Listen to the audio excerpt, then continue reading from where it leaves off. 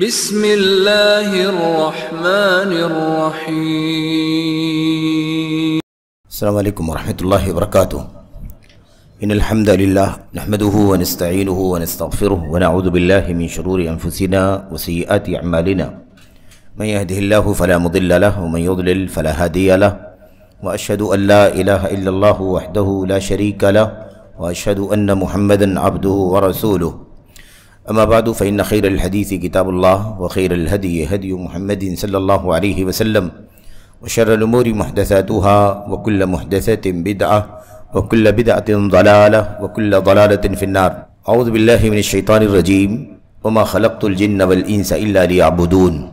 آج انشاءاللہ تبارک و تعالی ہم اور آپ عصر کی نماز کے بعد ابھی سے مغرب سے پہلے تک اور اسی طرح سے انشاءاللہ تبارک و تعالی مغرب کی نماز سے فارغ ہونے کے بعد تقریباً 7 بجے تک ہم اور آپ شیخ الاسلام محمد بن عبد الوہاب تمیمی نجدی رحمۃ اللہ علیہ کی مشہور زمانہ کتاب یا مختصر رسالہ جو القواعد الاربع کے نام سے مشہور ہے، معروف ہے، اس کی مختصر شرح پڑھیں گے۔ اب یہ جو القواعد الاربع نامی رسالہ ہے، یہ بہت ہی مختصر رسالہ ہے، بہت ہی جامع رسالہ ہے، اور اس میں کوئی شک نہیں ہے کہ اگر ہم تفصیل سے پڑھیں، اس کی باریکیوں میں داخل ہوں تو وقت بھی اس کے لیے لمبا درکار ہے، لیکن بہرحال انشاءاللہ تبارک و تعالی مختصر بھی اگر ہم نے آپ نے پڑھا اور سمجھا اور بہت ساری باتیں جو ہم اور آپ پڑھتے رہتے ہیں، سنتے رہتے ہیں، اس کا اعادہ بھی ہو گیا، ہم نے اسے دہرا لیا، تو یہ بھی بہت بڑا خیر ہے انشاءاللہ تبارک و تعالی۔ اور ظاہر ہے کہ اس طرح کی مجلسیں وقت طلب ہوتی ہیں، ہمیں دیر تک بیٹھنا بھی ہوتا ہے، تو اس کی وجہ سے ہمت مطلوب ہوتی ہے، اس کے لیے اپنے کام کاج سے فراغت بھی مطلوب ہوتی ہے، اور یقیناً یہ اللہ تبارک و تعالیٰ کے ہاں بہت بڑے اجر کا ثواب کا ذریعہ ہے۔ علم کی یہ مجلسیں واقعی اللہ تبارک و تعالیٰ کی طرف سے سکونت کی، رحمت کی، اللہ تبارک و تعالیٰ کی طرف سے فضل کی مجلسیں ہیں، اللہ تبارک و تعالیٰ کی فرشتوں کے گھیر لینے کی مجلسیں ہیں اپنے پروں تلے۔ تو بہرحال وقت کو بچاتے ہوئے میں سمجھتا ہوں کہ اسے ہم شروع کریں۔ شیخ الاسلام محمد بن عبد الوہاب رحمۃ اللہ علیہ کے بارے میں ہم اور آپ جانتے ہیں کہ وہ مجدد الدعوت السلفیہ ہیں، مجدد الدعوت السلفیہ، سلفی دعوت کی مجدد ہیں۔ ائمہ مجددین کا تذکرہ اللہ کے نبی علیہ السلام کی حدیثوں میں آیا ہوا ہے۔ اللہ کے نبی علیہ السلام نے سنن ابو داؤد وغیرہ کی روایت میں ارشاد فرمایا ہے، ان اللہ یبعث علی رأس کل 100 سنہ من یجدد لہا دینہا۔ اللہ تبارک و تعالی ہر 100 سال کے آغاز میں، ہر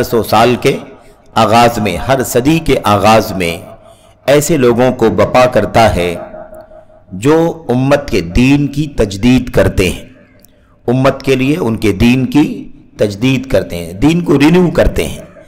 اس میں بہت سارے جو عقائد کا انحراف داخل ہو جاتا ہے، بدعمالیاں داخل ہو جاتی ہیں، افکار کا فساد داخل ہو جاتا ہے، باطل فرقوں کی گمراہ گریاں داخل ہو جاتی ہیں۔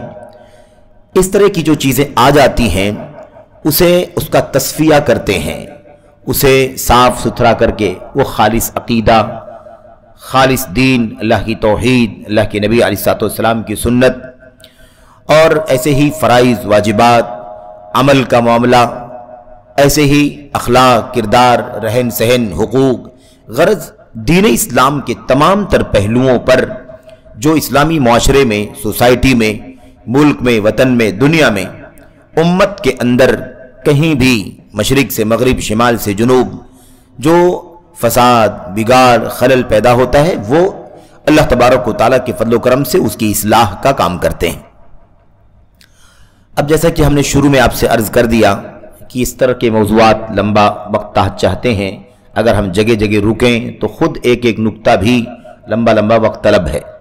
اب ہمارے سامنے یہاں شیخ الاسلام رحمۃ اللہ علیہ کی کتاب کا نام لکھا ہوا ہے القواعد الاربع، 4 قاعدے، 4 قواعد اور یہ شرح کرنے ہم جا رہے ہیں، شرح پڑھنے جا رہے ہیں۔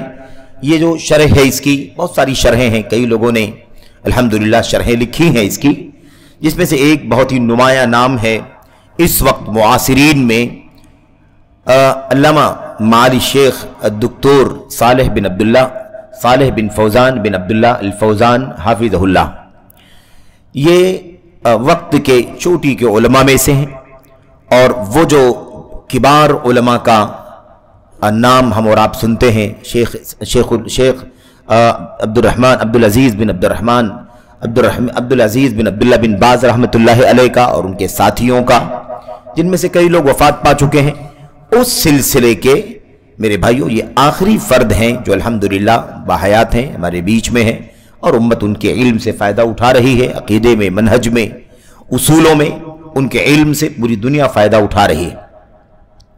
تو اس کتاب کی یا اس رسالے کی شرح کے لیے ہم نے جس شرح کا انتخاب کیا ہے وہ شیخ صالح بن فوزان بن عبداللہ الفوزان حافظہ اللہ ہی کی شرح ہے۔ اب کتاب کا جو نام ہے القواعد الاربع، اس کی وضاحت آ رہی ہے آگے۔ نام جو ہے مصنف کا، کتاب پر یہ لکھا ہوا لشیخ الاسلام الامام المجدد الشیخ محمد ابن عبد الوہاب رحمہ اللہ، یہ لکھا ہوا ہے۔ اب جو شیخ الاسلام ہے، اسلام کے شیخ، یعنی پورے اسلام کے مسلمانوں کو فائدہ پہنچانے والی شخصیت، وہ شخصیت جن سے پورے اہل اسلام نے فائدہ اٹھایا ہے، مشرق، مغرب، شمال، جنوب، عرب، عجم، پوری دنیا میں، اس لیے ایسی شخصیت کو شیخ الاسلام کہا جاتا ہے، جن کا علم، جن کی خدمات پورے اہل اسلام کو محیط ہو اور اہل اسلام اس سے فائدہ اٹھائیں۔ تو یہ تو ہو گیا اس کا معنی۔ امام ہے اس لیے کہ امامت کا مقام اللہ تبارک و تعالیٰ نے عطا فرمایا ہے۔ اب ان کے نام کے ساتھ میں المجدد لکھا ہوا ہے۔ اب اس مجدد کے لفظ کی اگر ہم شرح کریں، مجدد کے سلسلے میں گفتگو کریں، مجدد کون ہوتا ہے، کیسے ہوتا ہے، تو ایک لمبا وقت چاہتا ہے، لیکن ایک بالکل ہی سرسری سی بات کہہ کر کے بات آگے بڑھاتے ہیں کہ دیکھیے مجدد جو ہے وہ اللہ تبارک و تعالیٰ کی طرف سے ہر صدی پر بھیجا جاتا ہے۔ ایسا بھی ہو سکتا ہے کہ ایک وقت میں ایک سے زیادہ لوگوں کو اللہ تبارک و تعالیٰ اپنے دین کی تجدید کے لیے بپا کر دے، بھیج دے، پیدا کر دے، تیار کر دے، اور ایسا بھی ہو سکتا ہے کہ کوئی ایک ہی آدمی ہو، ایسا بھی ہو سکتا ہے۔ لیکن بہرحال مجدد کس کو کہتے ہیں؟ جو دین کی تجدید کرے۔ اس تجدید کے لفظ سے گمراہیاں بھی لوگوں نے پیدا کرنے کی کوشش کی ہیں۔ تجدید سے لوگوں نے جدیدیت کا معنی بھی نکالنے کی کوشش کی۔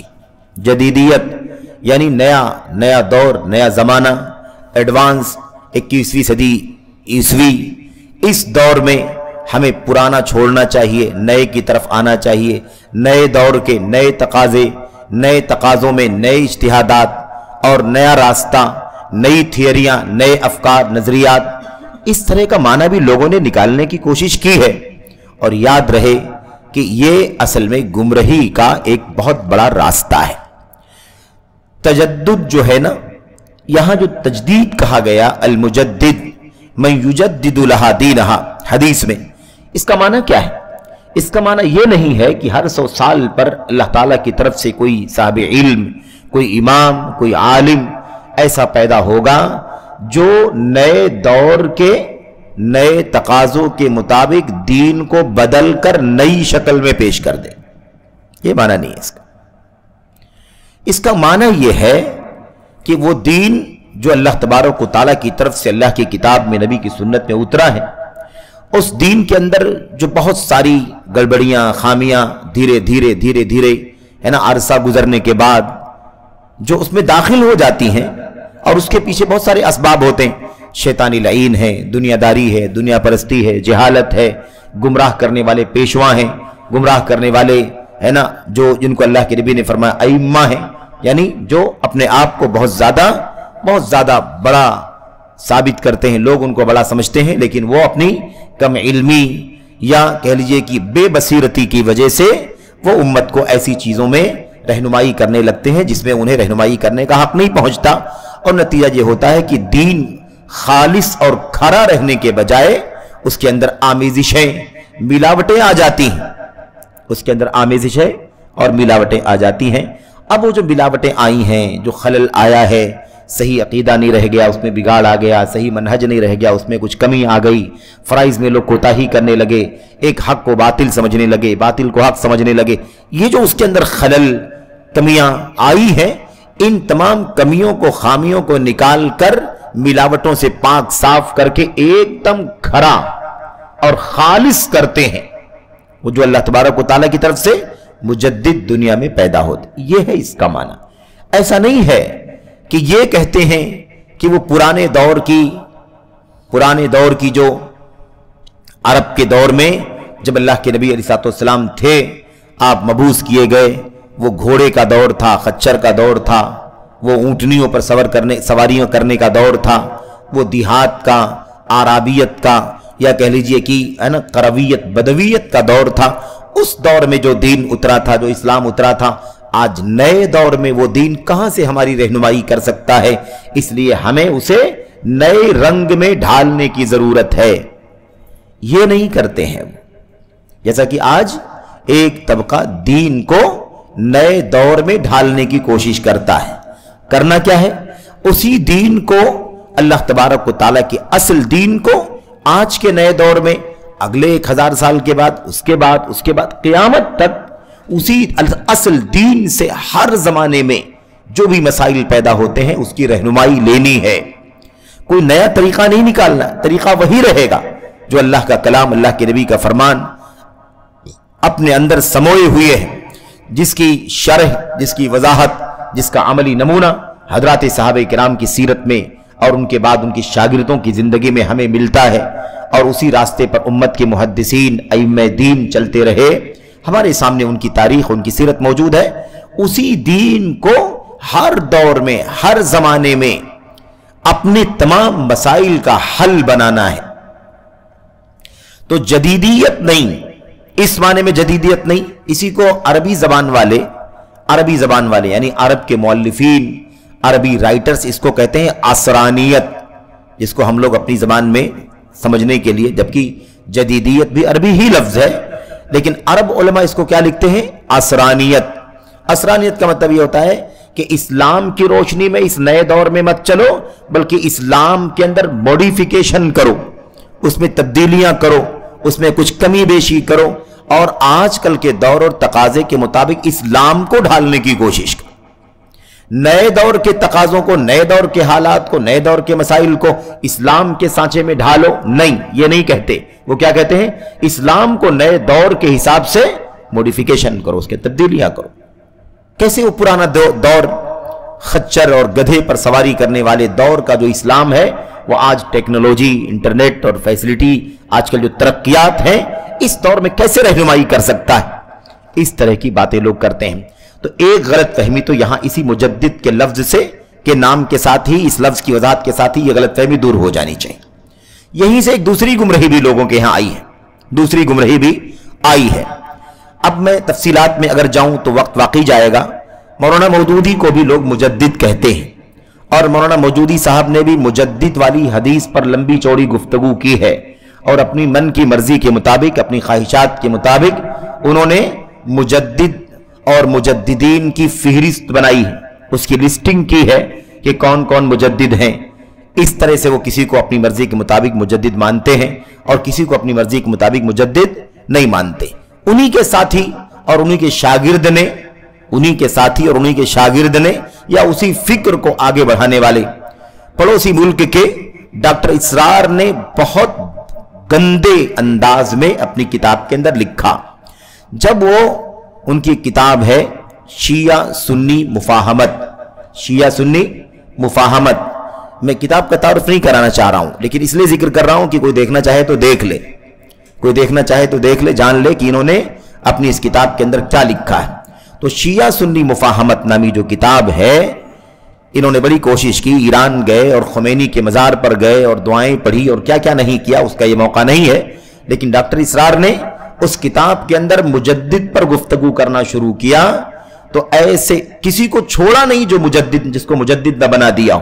سارے منحرفین، مشرکین، صوفیاء، اہل بدعت، خرافات کرنے والے، دین کی شکل کو مسخ کرنے والے، بگاڑنے والے، तमाम किस्म के लोगों को मुजद्दिद करार दिया, तमाम के लोगों को किस्म के लोगों को मुजद्दिद करार दिया। उसमें मिसाल के तौर पर आज के दौर में जैसे मौलाना मौदूदी को मुजद्दिद उन्होंने भी लिखा, ऐसे ही आगे बढ़ते हुए शाह वलीउल्लाह साहब को मुहद्दिस, ठीक है शाह वलीउल्लाह साहब का मसला जरा सा कुछ मुलाहजात के साथ थोड़ा सा मुख्तलिफ है, लेकिन मिसाल के तौर पर आगे बढ़े तो सैयद कुतुब को मुजद्दिद, हसन अल बन्ना को मुजद्दिद, ऐसे ही मिसाल के तौर पर ये देवबंदियों के जो बड़े बड़े उलमा हैं, शब्बीर अहमद उस्मानी और क्या कहते हैं उनको असीर माल्टा, और इन तमाम लोगों को किस फेरिस्त में दाखिल कर दिया?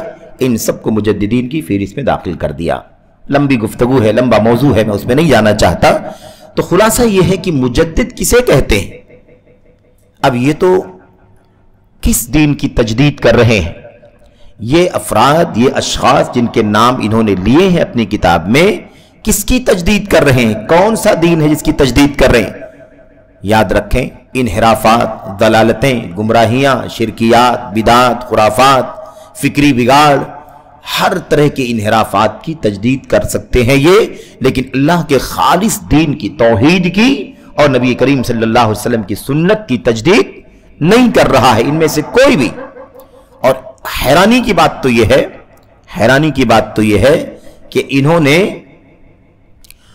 शाह वलीउल्लाह मुहद्दिस देहलवी का नाम लिया, और ये हम जिनकी किताब पढ़ रहे हैं शेखुल इस्लाम मोहम्मद बिन अब्दुल वहाब तमीमी नजदी रहमतुल्लाह अलैह का नाम लिया। इनको बड़ी मुश्किल से मुजद्दिद कहा, इनको बड़ी मुश्किल से मुजद्दिद कहा कि शिरकियात और मुशरिकाना रसूम और रवाज को ख़त्म करने में उनकी कोशिशें हैं, लेकिन साथ ही साथ कहते हैं कि जब इनको और शाह वलीउल्लाह मुहद्दिस देहलवी को जब मुआजना करके कंपेयर करके देखा जाता है तो शेखुल इस्लाम मोहम्मद बिन अब्दुल वहाब रहमतुल्लाह अलैह शाह वलीउल्लाह मुहद्दिस देहलवी के मुकाबले में बौने नजर आते। इस तरह से इन्होंने तनकीस की है। बहरहाल मेरे भाइयों, अभी इस मौजू पर हम मुस्तकिल गुफ्तगू नहीं कर रहे हैं, ये सिर्फ इशारा है, क्योंकि मुस्तकिल मौजू है तजदीद वाली हदीस का माना, मफहूम, मुजद्दिद कौन हो सकता है, कैसे हो सकता है किसी मुस्तकिल दर्स में, किसी मुस्तकिल खिताब में। इंशाअल्लाह तबारक व तआला आइंदा इस पर गुफ्तगू की जाए, ताकि हम सबको इस सिलसिले में जो गलत फहमियां हैं उस गलत फहमियों को समझने में मदद मिले। लेकिन आज जो हमें गुफ्तगू करनी है वो ये करनी है, इस रिसाले की शरह पर गुफ्तगू करनी है कि शेखुल इस्लाम मोहम्मद बिन अब्दुल वहाब रहमतुल्लाह अलैह की छोटी सी किताब है जिसमें उन्होंने शिर्क को पहचानने और तौहीद को पहचानने, तौहीद की मारिफत के लिए और शिर्क की मारिफत के लिए 4 बुनियादी कवाइद बयान फरमाए हैं। और ये जो कवाइद बनाए हैं ये अपनी तरफ से नहीं बना लिया इन्होंने, बल्कि वो कवाइद कहां से निकले हैं?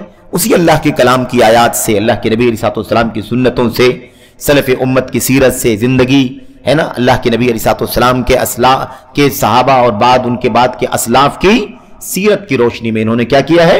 इन कवाइद को जमा किया है। 4 कायदे हैं, आ रहे हैं आपके सामने। बहरहाल इन कवाइद पर हम गुफ्तगू करना शुरू करना चाहते हैं, क्योंकि वक्त हकीकत में कम है बहुत, तो ऐसा ना हो कि हम है ना इस सरसरी तौर पर भी गुफ्तगू मुकम्मल ना कर सके। सबसे पहली बात हम ये देखें कि मुसन्निफ रहमतुल्लाह अलैह ने क्या किया है? 4 कवाइद को बयान करने से पहले, पहला कायदा, दूसरा कायदा, तीसरा कायदा, चौथा कायदा, इसको बयान करने से पहले क्या किया है? कुछ हमदर्दी और उम्मत से मोहब्बत, तालिब इल्म से मोहब्बत है ना, और नुस्ख और खैरखाही का जज्बा रखते हुए उन्हें कुछ उसूली बातों की, ईमानी बातों की, बुनियादी बातों की रहनुमाई फरमाई है। वो है शुरू में। अच्छा, उसको शुरू करने से पहले इतना सरसरी तौर पर जान लें कि अल कवाइदुल अरबा, 4 कायदे। बाज लोग इसको अल कवाइदुल अरबाह बोल देते हैं। अरबा आइन पर है ना इक्तिफा करना है, उसके ऊपर आगे ता की जरूरत नहीं है। अरबी कायदे ग्रामर के मुताबिक वो गलत है। अरबी जबान का निज़ाम ये है कि 3 से लेकर के 9 तक, 3 से लेकर के 9 तक की गिनती जो है, 3 से लेकर के 9 तक की गिनती का जो निज़ाम है वो ये है कि जिसको गिना जा रहा है अगर वो मुज़क्कर है तो गिनती मुअन्नस आती है, और जिसको गिना जा रहा है अगर वो मुअन्नस है तो गिनती मुज़क्कर आती है। बात समझ गए? जैसे भी कायदा है ना, कायदा ता लगी हुई है उसके अंदर। अब ये मुअन्नस फीमेल है, इसकी जमा कवाइद है। अब हम अगर कहना चाहें 4 कायदे, तो जिसको गिनना है वो क्या है? कायदे। और गिनती कितनी है? 4, 3 से लेकर के 9 के बीच में है ना। तो अब कायदा मुअन्नस है और हमको 4 बताना है, तो इसके लिए हम गिनती का लफ्ज क्या लाएंगे? मुज़क्कर लाएंगे। इसीलिए अरबा लाया गया, अल कवाइदुल अरबा। ऐसे समझने के लिए आप दूसरी किताब को समझ लें। शेखुल इस्लाम की एक किताब है अल उसूल अस्सलासा, अल उसूल अस्सलासा। इसमें आप देखिए उसूल जो है वो असल की जमा है, और असल के माने जड़ के होते हैं, और असल मुज़क्कर है। असल क्या है? मुज़क्कर है, यानी जेंडर के हिसाब से क्या है वो? मेल है। अब उसको हम 3 बताना चाह रहे हैं, तो 3 की गिनती क्या है? सलास, सलासा। आप देख रहे हैं कि ये उसूल का लफ्ज जो है, चूंकि असल से असल की जमा है और ये मुज़क्कर है, इसलिए इसकी गिनती हम क्या ला रहे हैं? मुअन्नस ला रहे हैं। अल उसूलु अस्सलासतु कहते हैं, अस्सलासा आगे ता लगी हुई है। तो 3 और 4, 5, 6, 7, 8, 9 तक, 3 से 9 तक का निजाम यह है कि मुज़क्कर से की गिनती मुअन्नस और मुअन्नस की गिनती मुज़क्कर लाई जाएगी। ठीक है, यह है। और दूसरी चीज यह है कि जमा, जिसको गिनना है उसको जमा लाया जाएगा। जैसे उसूल है, असल की जमा है, कवाइद कायदा की जमा है। ये खैर बहरहाल ये अरबी ग्रामर से ताल्लुक रखने वाली चीज है। आप में से बहुत सारे लोग, मुझे पता है कि आप लोग दिलचस्पी रखते हैं, इसलिए सरसरी तौर पर इन बातों का जिक्र करना शायद फायदे से खाली ना हो, यादा हो जाए इसके जरिए से। बहरहाल खुलासे कलाम यह है कि अल कवाइदुल अरबा, 4 कायदे। कायदा किसको कहते हैं? कायदा बुनियाद को कहते हैं, सुतून को कहते हैं। ये कुर्सी जिस पर हम बैठे हुए हैं, इसके 4 पाए हैं कि नहीं पाए? ये 4 पाए, ये हर एक पाया कायदा कहलाता है।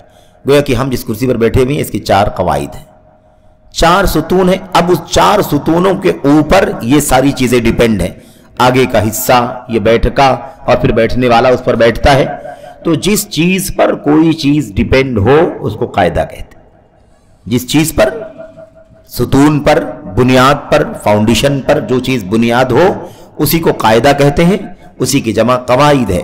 तो अल कवाइदुल अरबा का मतलब है 4 बुनियादें।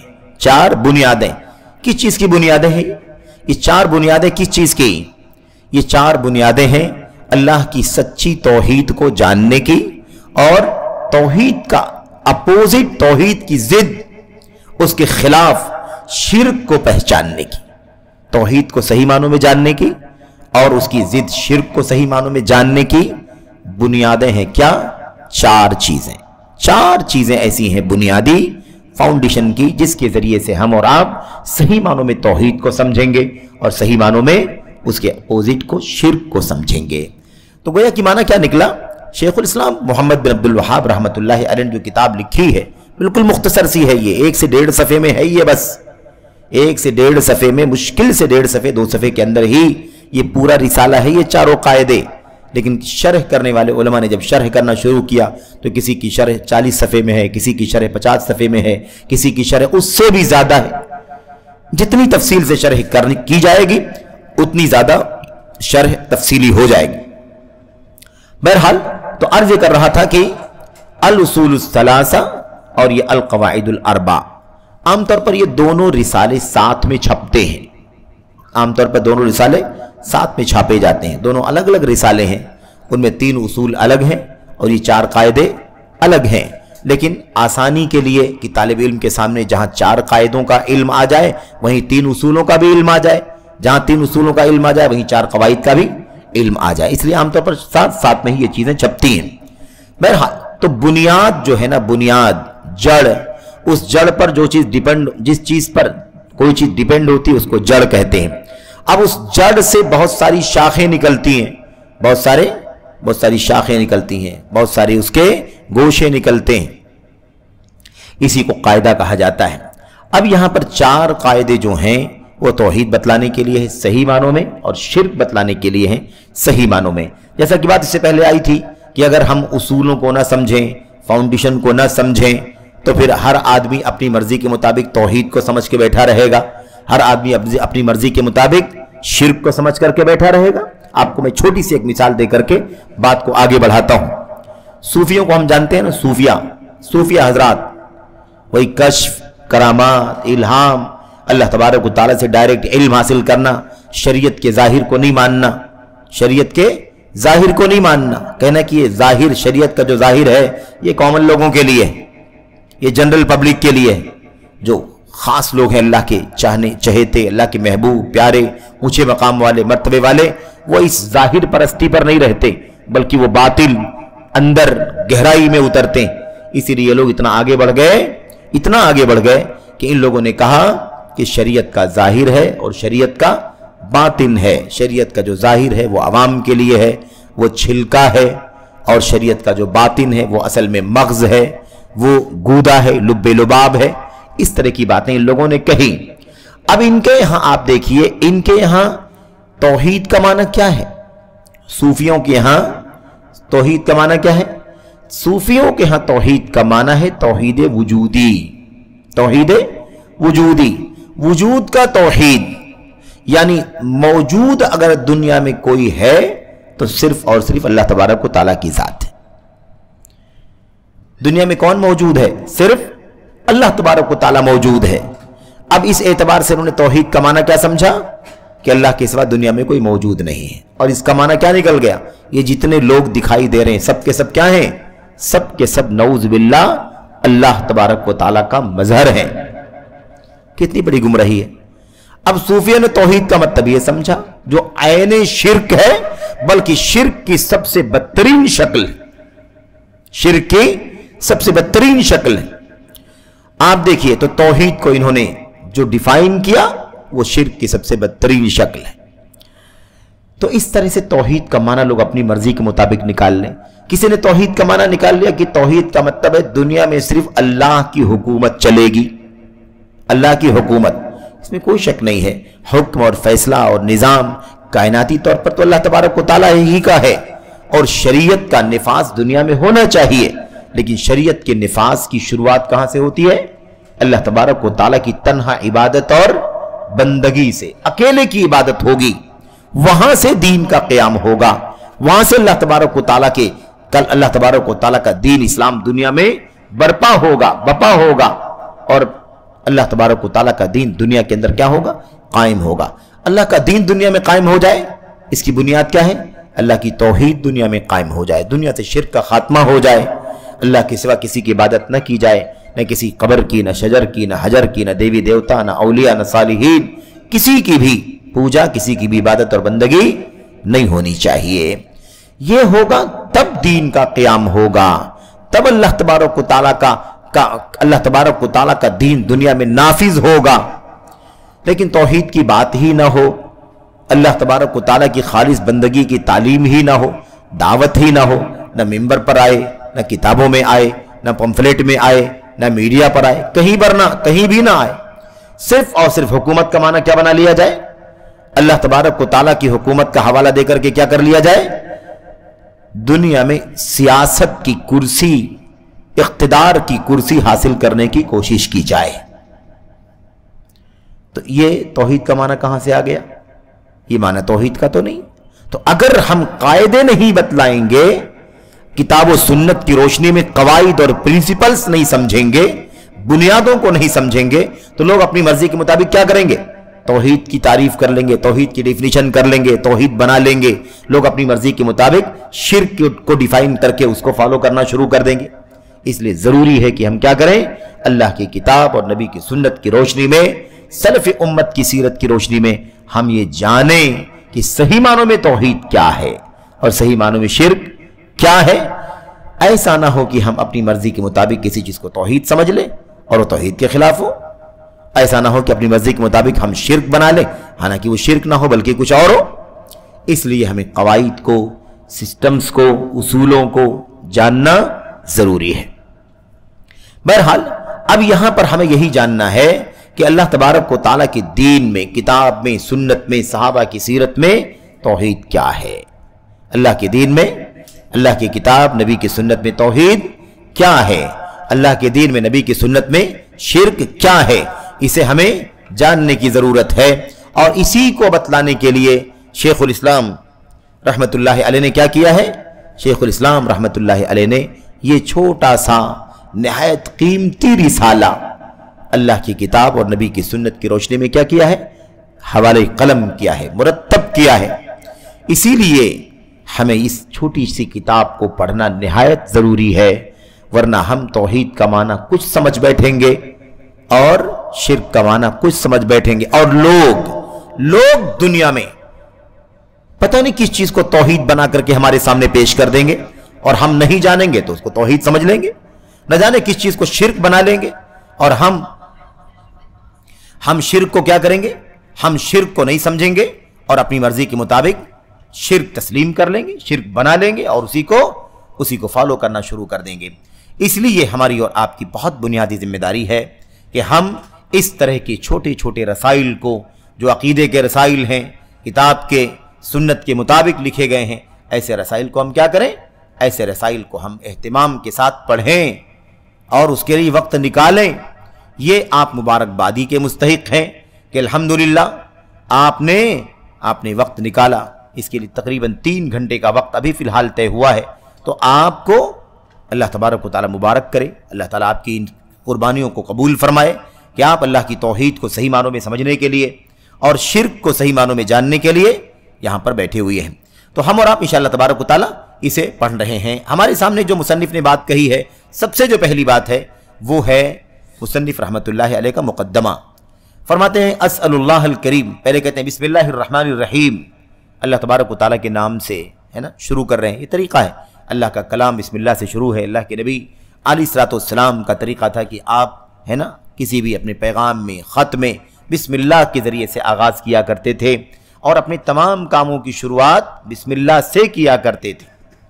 اسی پر عمل کرتے ہوئے مصنف نے بھی کیا کیا ہے؟ اس چھوٹی سی کتاب کی شروعات بسم اللہ الرحمن الرحیم سے کی ہے۔ کہتے ہیں اسأل اللہ الکریم رب العرش العظیم ان یتولاک فی الدنیا والآخرہ وان یجعلک مبارکا اینما کنت وان یجعلک ممن اذا اعطی شکر واذا ابتلی صبر واذا اذنب استغفر فان هذه الثلاث عنوان السعادہ۔ یہ ہے ایک دم آغاز، اس رسالے کا آغاز۔ کہتے ہیں میں اللہ تبارک و تعالیٰ سے دعا کرتا ہوں جو بڑا کرم والا ہے، عرش کا رب ہے، عرش کا رب ہے عظمت والا، عرش کا عظمت والا رب ہے، اور عرش عظیم کا رب ہے، یعنی اللہ تبارک و تعالیٰ عظمت والا ہے اور اللہ تبارک و تعالیٰ کا عرش بھی کیا ہے؟ عظیم ہے۔ ان یتولاک فی الدنیا والآخرہ، میں اللہ سے دعا کرتا ہوں کہ وہ دنیا میں آخرت میں آپ کا ولی ہو جائے۔ آپ کیا ہو جائے؟ ولی ہو جائے۔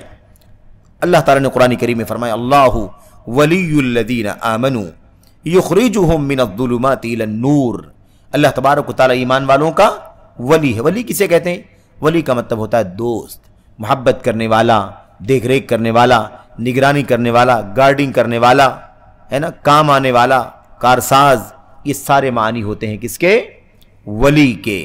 تو اللہ تبارک و تعالیٰ نے کیا کہا؟ ان یتولاک فی الدنیا والآخرہ، میں اللہ سے دعا کرتا ہوں جو بڑا کرم والا ہے، عرش عظیم کا رب ہے، کہ وہ آپ سے کیا کرے؟ آپ کو دنیا میں آخرت میں اپنی ولایت عطا فرمائے۔ دنیا میں بھی آپ کا معاون ہو، مددگار ہو، آپ سے محبت کرے، آخرت میں بھی اللہ تبارک و تعالیٰ آپ کا مددگار ہو، معاون ہو۔ میں اللہ تبارک و تعالیٰ سے دعا کرتا ہوں۔ وَأَن يَجْعَلَكَ مُبَارَكًا أَيْنَمَا كُنْتَ، اور یہ بھی دعا کرتا ہوں کہ اللہ تبارک و تعالیٰ آپ کو بابرکت بنائے، آپ جہاں بھی رہیں، آپ جہاں بھی رہیں اللہ تعالیٰ آپ کو مبارک رکھے، بابرکت رکھے۔ اچھا، برکت کی جب بات آتی ہے نا تو لوگ عام طور پر برکت کو مال اور زمین جائیداد سے جوڑ دیتے ہیں، ہے نا، کہ بڑی برکت ہو رہی ہے، بڑی برکتیں ہوئی۔ عام طور پر لوگ سمجھتے ہیں کہ مال ملے تو برکت ہے، دولت ملے تو برکت ہے۔ اصل برکت کیا ہے میرے بھائیو؟ اللہ تبارک و تعالی ہمیں ہر خیر میں بڑھوتری عطا فرما دے، ہر خیر میں، ہر بھلائی میں ہمیں کیا عطا فرمائے؟ بڑھوتری عطا فرمائے، زیادہ سے زیادہ عطا فرمائے۔ اب یہ زیادہ سے زیادہ یہ فزیکلی بھی ہو سکتا ہے اور مانوی بھی ہو سکتا ہے، مانوی بھی ہو سکتا ہے۔ کسی کے پاس مال ہے، دولت ہے، زمین ہے، جائیداد ہے، اولاد ہے، بڑی تعداد دکھائی دے رہی، یہ بھی برکت ہے۔ لیکن کبھی ایسا بھی ہو سکتا ہے کہ ظاہری طور پر ہمیں کثرت نہ دکھائی دے، لیکن مانوی طور پر کیا ہو؟ مانوی طور پر وہ چیز ہمارے لیے بے انتہا خیر کی ہو۔ ایک آدمی کے پاس مال نہیں ہے، دولت نہیں ہے، لیکن اس کے پاس خالص توحید کا عقیدہ ہے، خالص ایمان ہے، شرک کا کوئی ذرہ بھی نہیں ہے۔ آپ بتائیے کہ وہ شخص ایمان کے اعتبار سے بابرکت ہے کہ نہیں بابرکت؟ اس کو اللہ نے خالص توحید عطا فرمائی ہے، تو کیا ہے وہ؟ توحید کے اعتبار سے، ایمان کے اعتبار سے کیا ہے؟ بڑا مبارک ہے، یعنی اللہ نے اسے ٹھوس توحید عطا فرمائی ہے، ٹھوس ایمان عطا فرمایا ہے، اسے شرک سے بچائے ہے، اس لیے بابرکت ہے وہ۔ کسی کے پاس مال نہیں، دولت نہیں، علم بہت اچھا ہے، تو اسے برکت ہے کہ نہیں برکت؟ اس طرح سے برکت کی کئی شکلیں ہوتی ہیں۔ بہرحال کیا کہتے ہیں اس کے بعد؟ اللہ تعالیٰ آپ کو مبارک کرے، آپ جہاں کہیں ہو، وَأَن يَجْعَلَكَ، اور اللہ تبارک و تعالیٰ آپ کو ان لوگوں میں سے بنائے اِذَا أُعْطِيَ شَكَرَ، جسے اللہ تبارک و تعالیٰ کی طرف سے دیا جائے تو وہ شکر گزار ہو۔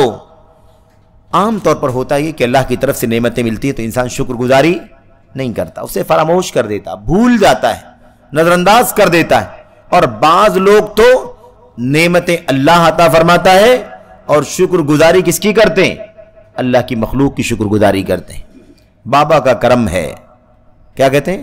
بابا تیرا کرم ہے، دیا اللہ تبارک و تعالیٰ نے۔ کرم کس کا بنا دیا؟ اللہ کی مخلوق کا کرم بنا دیا۔ وہ جس کا کرم بیان کیا جا رہا ہے اس پر کس کا کرم ہوتا ہے؟ اس بابا پر بھی اللہ ہی کا کرم ہے۔ اگر کوئی خیر اسے ملا ہے تو اللہ تبارک و تعالیٰ کی طرف سے وہ نوازش ہے، عطیہ ہے، کرم ہے، مہربانی ہے، انعام ہے۔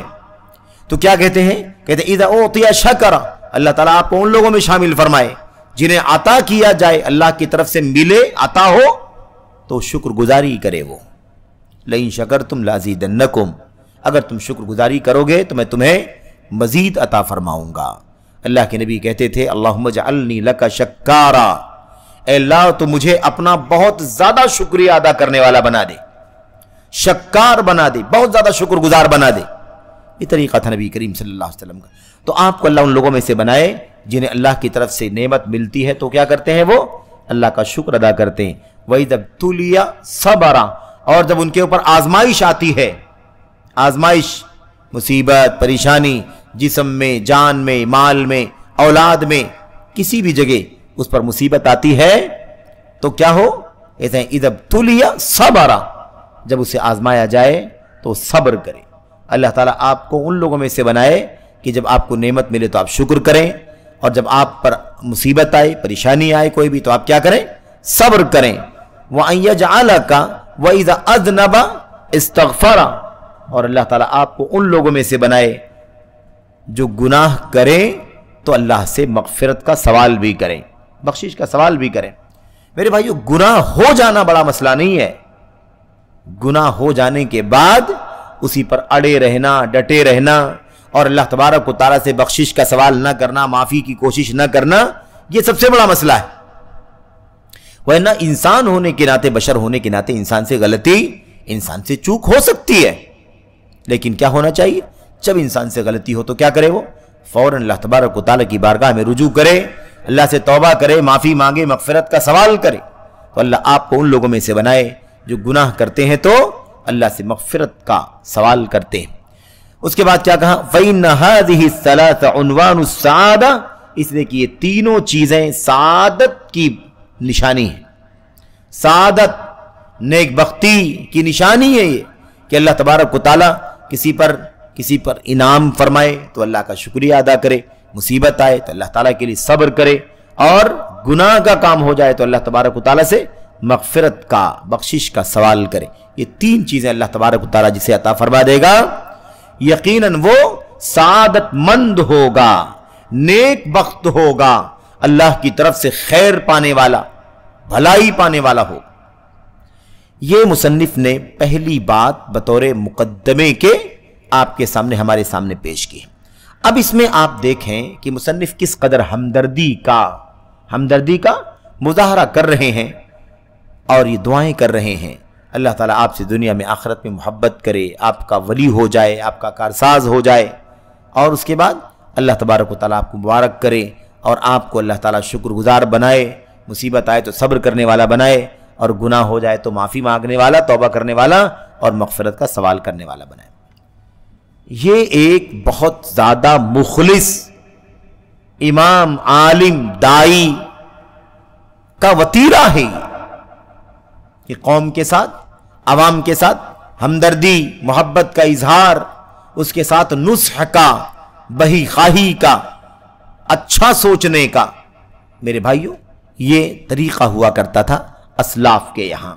تو بہرحال میرے بھائیوں، آج بھی اگر آج مصنف رحمت اللہ علیہ اپنی اس چھوٹی سی کتاب کے اندر شرک کو شرک کہہ رہے ہیں اور مشرکوں کو مشرک کہہ رہے ہیں، تو یہ ہمدردی کی وجہ سے کہہ رہے ہیں۔ کوئی ان کو نفرت نہیں ہے، ان کو کوئی دشمنی نہیں ہے، بلکہ کیا ہے؟ ہمدردی ہے، پیار ہے، محبت ہے۔ وہ چاہتے ہیں کہ قوم کے لوگ، اللہ کے بندے، یہ جانے کی صحیح توحید کیا ہے، یہ جانے کی صحیح شرک، حقیقت میں شرک کیا ہے۔ اسی لیے توحید کو توحید کہہ رہے ہیں اور شرک کو شرک بتلا رہے ہیں۔ تو اس میں چڑنے کی ضرورت نہیں ہے، ناراض ہونے کی ضرورت نہیں، بلکہ ہمیں کیا کرنا چاہیے؟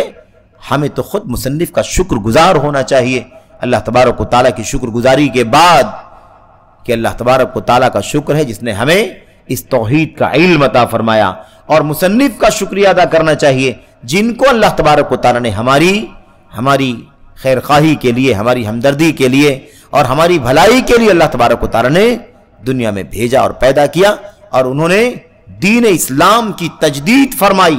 امت کی جڑوں میں شرک گھسا ہوا تھا، اللہ کے فضل و کرم سے، اس کی توفیق سے، بڑی محنت، جانفشانی اور قد و کاوش کے ذریعے سے مصنف رحمت اللہ علیہ نے کیا کیا ہے؟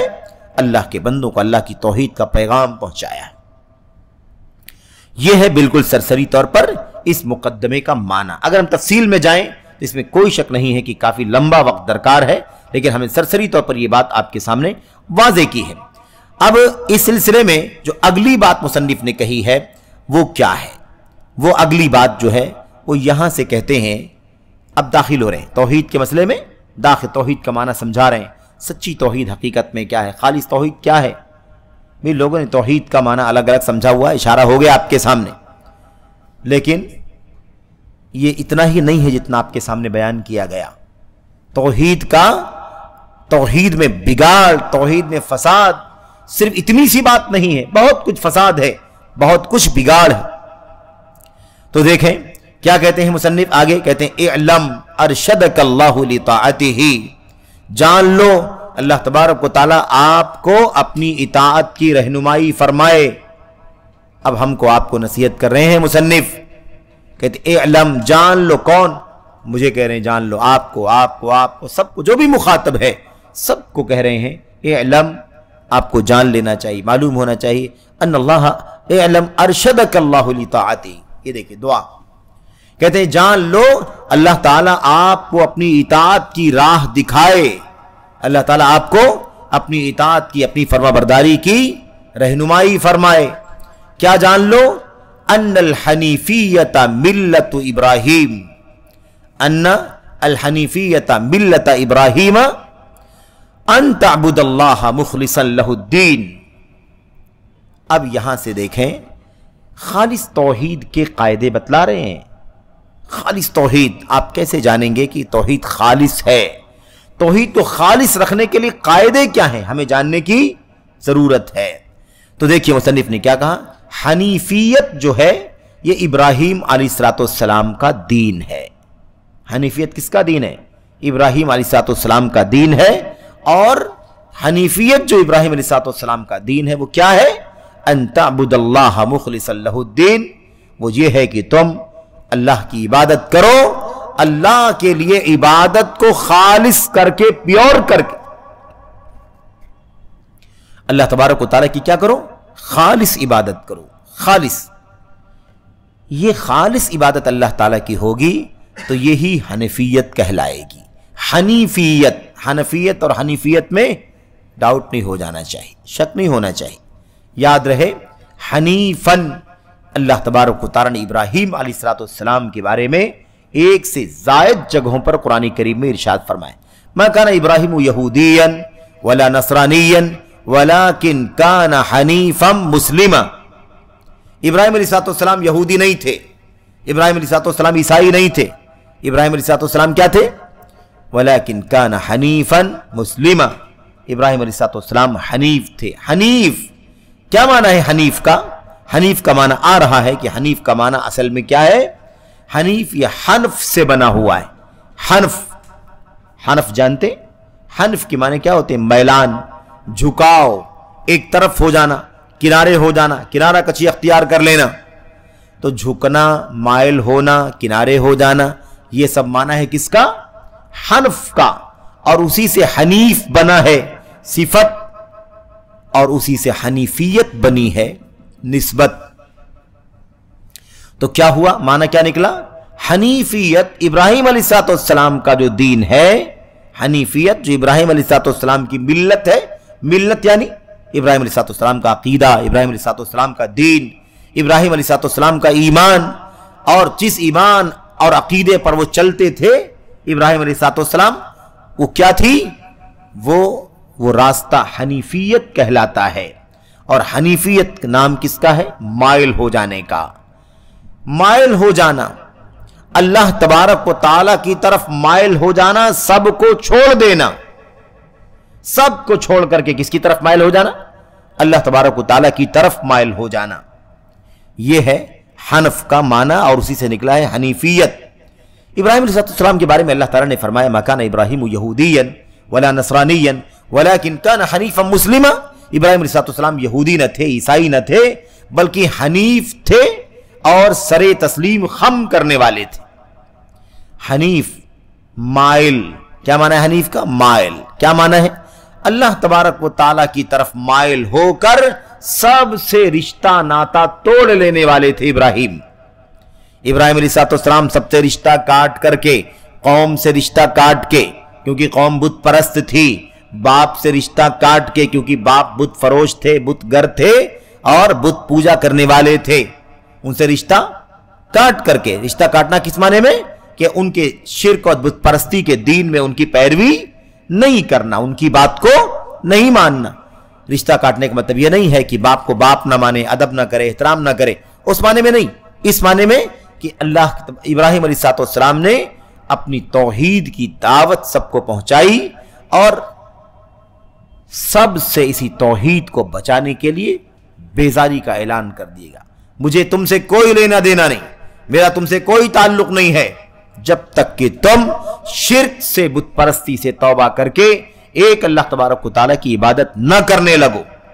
اِنَّا بُرَآءُ مِنْكُمْ وَمِمَّا تَعْبُدُونَ مِن دُونِ اللَّهِ، میں تم سے برات کا، بیزاری کا اعلان کرتا ہوں، اور ان بتوں سے بھی، غیر اللہ سے بھی، جن کی تم اللہ تبارک و تعالیٰ کو چھوڑ کر کے عبادت کرتے ہو، میں ان سب سے کیا کر رہا ہوں؟ میں ان سے بری ہوں، بیزار ہوں۔ یہ تھا ان کا طریقہ۔ تو ابراہیم علیہ السلام کا دین کیا ہے؟ حنیفیت۔ اور حنیفیت کس چیز کا نام ہے؟ حنیفیت نام ہے ایک اللہ تبارک و تعالیٰ کی طرف مائل ہونے کا، سب سے رشتہ ناتا توڑ کر کے، نہ کوئی بت، نہ کوئی دیوی دیوتا، نہ کوئی مورتی چھوٹی نہ بڑی، نہ آسمان میں سورج، نہ ستارے، نہ چاند، نہ ستارے، نہ زمینی معبودان باطلہ، نہ آسمانی معبودان باطلہ، کسی سے بھی کوئی سمجھوتا، کوئی تعلق نہیں رکھا، بلکہ اسی توحید کو بچانے کے لیے وقت کی حکومت کی مخالفت، اپنے باپ کے خلاف، اپنے کنبے والوں کے خلاف، قبیلے والوں کے خلاف ہو گئے۔ یہ ان کا طریقہ، اسی لیے ان کو کیا فرمایا اللہ تبارک و تعالیٰ نے؟ وَلَكِنْ كَانَ حَنِيفًا مُسْلِمًا۔ ابراہیم علیہ السلام کیا تھے؟ حنیف تھے، سب سے رشتہ ناتا توڑ کر ایک اللہ تبارک و تعالیٰ کی طرف جھکنے والے اور اللہ کی طرف مائل ہونے والے تھے۔ اس لیے ابراہیم علیہ السلام کو حنیف کہا گیا۔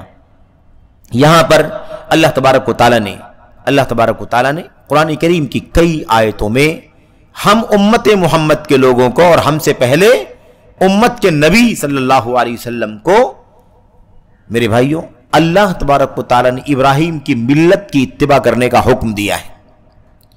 ابراہیم علیہ السلام کی ملت کی کیا کرو؟ اتباع کرو، پیروی کرو۔ اللہ تبارک و تعالیٰ نے فرمایا ثم اوحینا الیک ان اتبع ملت ابراہیم حنیفا وما کان من المشرکین۔ اللہ صاحب فرمایا ہم نے آپ کی طرف وحی کی، کس کی طرف؟ محمد الرسول اللہ صلی اللہ علیہ وسلم کی طرف وحی کی، اور کیا کہا اس میں؟ ان اتبع ملت ابراہیم حنیفا، کہ آپ ابراہیم علیہ السلام کے دین کی پیروی کیجئے، سب سے رشتہ تمام بتوں سے، مورتیوں سے، غیر اللہ سے رشتہ توڑ کر ایک اللہ کی طرف مائل ہونے والے بن جائیں۔ تو اللہ نے اپنے نبی محمد الرسول اللہ صلی اللہ علیہ وسلم کو کیا فرمایا؟ اللہ تبارک و تعالیٰ نے فرمایا کہ آپ کیا کریں گے؟ آپ ابراہیم کے دین کی پیروی کریں گے، ابراہیم کے علیہ السلام، ابراہیم علیہ السلام کی دین کی پیروی کریں گے۔ یہ بات اللہ تبارک و تعالیٰ نے فرمائی اس آیت کریمہ میں بھی، اور اس کے علاوہ بھی کئی آیات کے اندر اللہ عز و جل نے یہ بات بیان فرمائی ہے۔ لیکن ہم اختصار کے ساتھ ہی گفتگو کر رہے ہیں تو پتہ ہی چلا کہ ابراہیم علیہ السلام کا دین کیا تھا؟ سب سے رشتہ کاٹ کر، نہ کوئی دیوی، نہ دیوتا، نہ مورتی، نہ بت، نہ سورج، نہ چاند، نہ ستارہ، نہ نبی، نہ ولی، کوئی نہیں۔ یاد رکھیں کیا تھا ان کا تھا صرف اور صرف اللہ تبارک و تعالی۔ تو سب سے رشتہ کاٹنا، ایک اللہ کی طرف مائل ہونا۔ تو حنیفیت، حنف سے بنا ہوا ہے، اور حنف کا مطلب ہوتا ہے مائل ہونے والا، ایک کنارے ہو جانے والا۔ اسی لیے آپ دیکھیں جو لوٹا ہوتا ہے نا، لوٹا جس کو بدھنا کہا جاتا ہے، اس کی جو ٹوٹی ہوتی ہے، اس پورے جسم کے علاوہ ایک طرف کنارے نکل جاتی ہے کہ نہیں نکل جاتی ہے، جہاں سے پانی گرتا ہے۔ اسی لیے اس ٹوٹی کو کیا کہا جاتا ہے؟ اس کو بھی کیا کہا جاتا ہے؟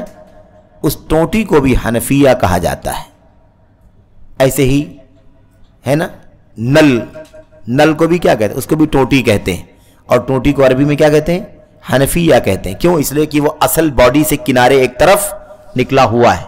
بہرحال یہ تو صرف لفظی معنی سمجھنے کے لیے، تو سب سے بائی کاٹ کر کے صرف ایک اللہ تبارک و تعالیٰ کی طرف مائل ہو جانے والے تھے، جھک جانے والے تھے، اللہ کی توحید پر ڈٹے رہنے والے اور اسی پر استقامت کے ساتھ جمے رہنے والے تھے۔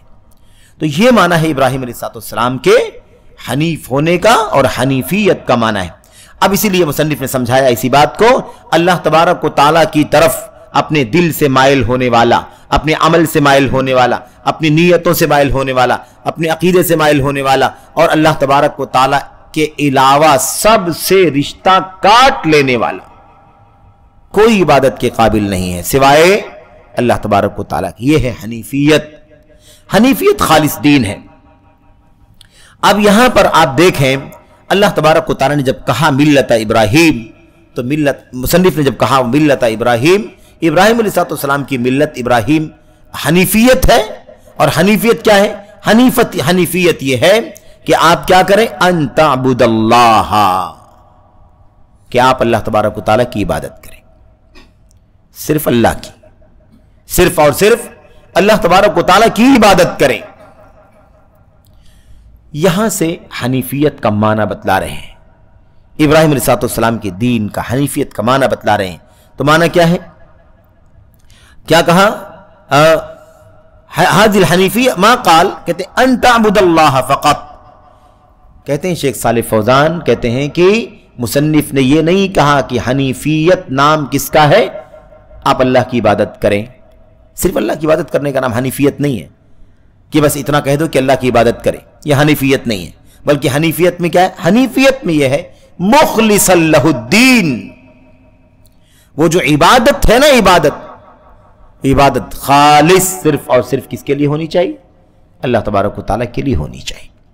اب یہاں بات کھل گئی کہ اللہ تبارک و تعالیٰ کے علاوہ کی عبادت کرے تو بھی حنیفیت نہیں، شرک ہے، بت پرستی ہے۔ اور اللہ تبارک و تعالیٰ کی عبادت کرے لیکن اللہ کی عبادت کے ساتھ کسی اور کو بھی عبادت کا حقدار سمجھے تو وہ حنیفیت کے دائرے میں نہیں آئے گا۔ آج لوگ کہتے ہیں اللہ تعالیٰ کی عبادت کرتے ہیں، 5 وقتہ نمازوں میں آتے ہیں، روزے، نماز، حج، زکوٰۃ، صدقات، خیرات سب کرتے ہیں، عبادت کے سارے بڑے بڑے کام کرتے ہیں، لیکن اسی کے ساتھ ساتھ مسئلہ کیا ہے؟ اسی کے ساتھ مسئلہ یہ ہے کہ کسی اور کے سامنے بھی سر ٹیکنے کے لیے کوئی ہفتے میں، کوئی 2 ہفتے میں، کوئی مہینے میں، سال میں کسی نہ کسی اللہ کے بندے کی قبر کا درشن کرتا ہے اور اس پر چادریں چڑھاتا ہے، سر ٹیکتا ہے، اپنی مرادوں کا ہاتھ اٹھا کر کے سوال کرتا ہے، یہ بھی کرتا ہے۔ تو اب ایسا تو حنیف نہیں ہو سکتا ہے۔ کہاں حنیف ہوا؟ ایک اللہ کی طرف صرف مائل ہوگا تو حنیف ہوگا۔ اور اللہ کی طرف مائل ہونے کا معنی کیا ہے؟ کہ عبادت کو اللہ کے لیے خاص کر دے، عبادت کو اللہ کے لیے خاص کرے گا۔ تب جا کر کے وہ کیا ہوگا؟ حنیف ہوگا۔ اسی لیے مصنف نے صرف یہ نہیں کہا کہ حنیفیت یہ ہے کہ تم اللہ کی عبادت کرو، مسئلہ یہ نہیں ہے، مسئلہ ہے کہ اللہ کی عبادت کرو لیکن ساتھ ہی ساتھ کسی اور کی عبادت مت کرو، یہ ضروری ہے ساتھ ساتھ میں بولنا، ورنہ اللہ تبارک و تعالیٰ کی توحید صحیح معنوں میں لوگوں کے یہاں نہیں آ سکتی، شرک کی ملاوٹ، آمیزش، خلط ملط دکھائی دے گا۔ آگے کیا کہا؟ مخلصا لہ الدین، مصنف نے یہ کہا اپنے دین کو کیا کرو؟ اللہ تبارک و تعالیٰ کے لیے خالص کر دو، تو یہ ہے حنیفیت۔ اور جب یہ کہہ دیا گیا دین کو اللہ کے لیے خالص کر دو تو اس کا معنی کیا نکلا؟ کہ اب کسی بھی طرح کی پارٹنرشپ کا، شراکت کا کوئی دخل ہے، یہ ہے اس کا معنی۔ تو مخلصا لہ الدین، دین کو خالص کر دو، یعنی کیا مطلب؟ عبادت کو خالص اللہ کے لیے انجام دو، کوئی بھی عبادت اللہ کے سوا کسی اور کے لیے انجام نہیں دی جا سکتی۔ اگر اللہ تبارک و تعالیٰ کے سوا بھی کسی کی عبادت کو شامل کر لے، خلط ملط کر لے، تو ایسی صورت میں وہ عبادت پورے طور پر ویسٹ ہو جائے گی، وہ عبادت کیا ہو جائے گی؟ باطل ہو جائے گی، اس کا کوئی اجر، اس کا کوئی ثواب اسے نہیں ملے گا۔ یعنی ایسا نہیں ہو سکتا ہے کہ آدمی عبادت کرے، اللہ کی عبادت کرے، اللہ تبارک و تعالیٰ کو بھی اپنا مقصد بنائے کہ اللہ کی عبادت کر رہا ہوں، اور اسی کے ساتھ ساتھ کیا کرے؟ کسی اور کو بھی اس کے اندر ساجیدار اور شریک بنا دے، تو ایسی عبادت کو اللہ تبارک و تعالیٰ قبول نہیں فرماتا ہے۔ ملاوٹوں کی عبادت اللہ کو مقبول نہیں ہے، اللہ کے ہاں یہ ہے شرک کی ملاوٹ ہوگی تو اللہ تبارک و تعالیٰ اسے قبول نہیں کرے گا۔ اس طرح سے یہ معنی ہے حنیفیت کا، اور حنیفیت کا معنی کیا ہے؟ اللہ کی عبادت، خالص اللہ کی عبادت کرنا، خالص اللہ کی عبادت کرنے کا نام حنیفیت ہے۔ بہرحال میرے بھائیوں، یہ مختصر سی بات ہے۔ اس کے بعد اگلا جو ٹکڑا ہے وہ یہ ہے کہ ابراہیم علیہ السلام کا تذکرہ کیا، کس نے؟ مصنف نے تذکرہ کیا۔ الحنیفیہ ہے نا، الحنیفیہ کیا ہے؟ ملت ابراہیم علیہ السلام، ابراہیم علیہ السلام کی جو دین تھا، توحید کا دین، وہ کیا ہے؟ وہ حنیفیت، وہ کیا ہے؟ وہ حنیفیت ہے۔ اب یہاں پر ابراہیم علیہ السلام کا ذکر جو کیا گیا ہے اس کی وجہ کیا ہے؟ کیوں ابراہیم علیہ السلام کا ذکر کیا؟ حنیفیت کا ذکر کیوں کیا؟ اللہ کے نبی علیہ السلام کی سیرت اور آپ کی زندگی کی کوئی بات بیان کی جا سکتی تھی، لیکن مصنف نے کیا کہا؟ مصنف نے کہا کہ تم کیا کرو؟ کہ تم حنیف بن کر کے رہو، یعنی اللہ تبارک و تعالیٰ کی عبادت کرو، اور اللہ کی عبادت میں کسی کو ساجیدار اور شریک نہ بناؤ، خالص عبادت کرو۔ ابراہیم علیہ السلام کا نام اس لیے ہے کہ ابراہیم علیہ السلام جو ہیں، آدم علیہ السلام، ابراہیم علیہ السلام کی شخصیت کا مقام یہ ہے کہ آپ کے دنیا میں آنے کے بعد جتنے بھی لوگ آئے ہیں وہ سب کے سب آپ کی ذریت ہیں، آپ کے خاندان کے ہیں۔